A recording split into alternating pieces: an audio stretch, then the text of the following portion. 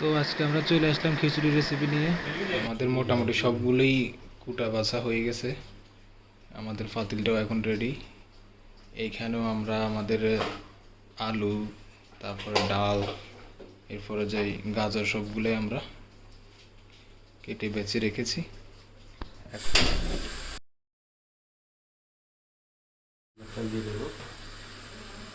পরিমাণ মতো তেল দিয়ে দেবো।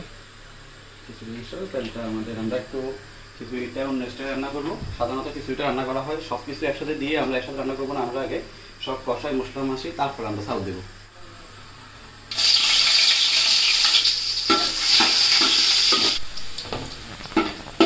একটু লাল করে পেঁয়াজ ভেজে করে কুচি পেঁয়াজ লাল ভাজি করে নিলাম। তারপর আমরা দিয়ে দেবো আদা বাটা, রসুন বাটা। এটাকে একটু হালকা বাটা করে নেব। বাটা দিয়ে দেবো।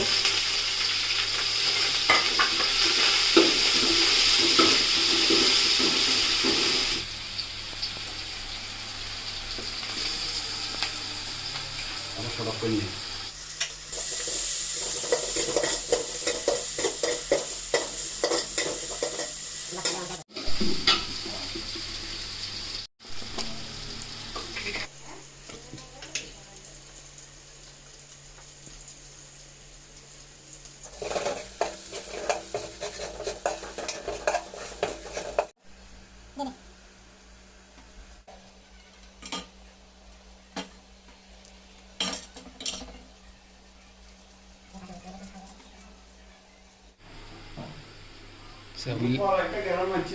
সাবিল কি হয়েছে? ওর একটা গ্রাম আছে, ওর একটা গ্রাম বেড়ে গেছে। সেই বন্ধু ও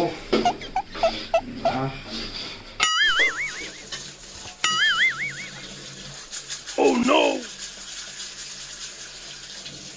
দেখ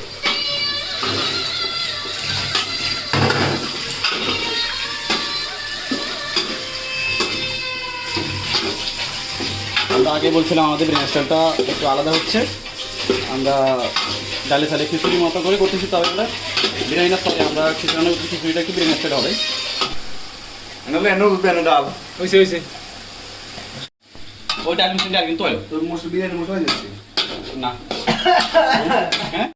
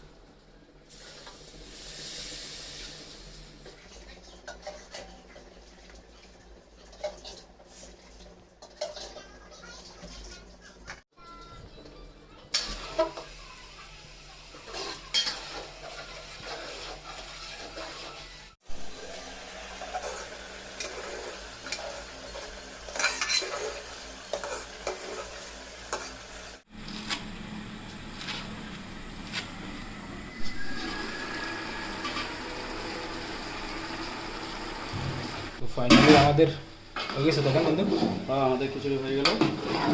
আমাদের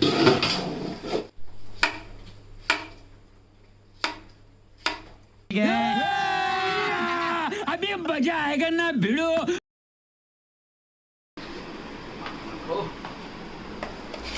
সালাদ বিরিয়ানি দে দে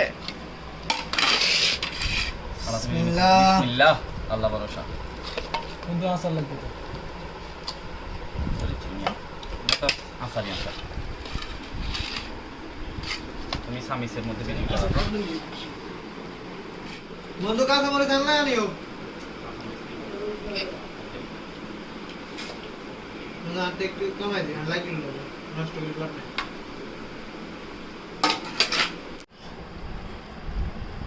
গরম গরম জিনিসটা আসলে অনেক মজা।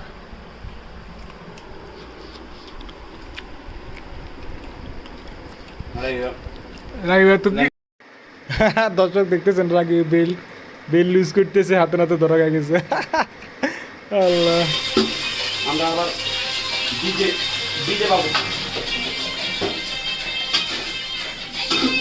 ইয়া রে দাইয়া দাইয়া দাইয়া রে।